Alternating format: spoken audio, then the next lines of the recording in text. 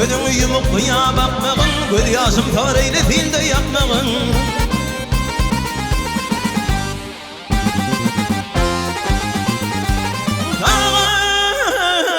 Hicran çekip bağrım yakmağın, bay yakmağın. Şafinin bağı feyle gelidir, benim yarım bağı feyline bay gelidir.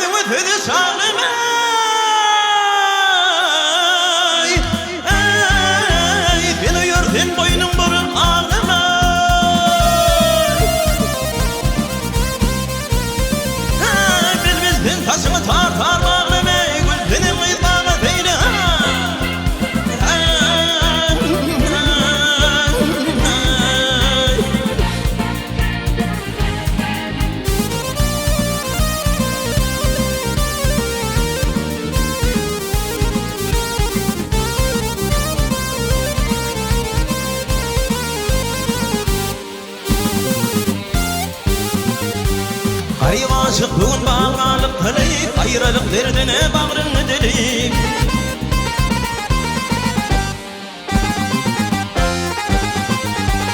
Dağay aşığının yıtıvanlığın bilip bay bilip. Şafinin bağı feyle gelidir, benim yarım bağı feyline bay gelidir.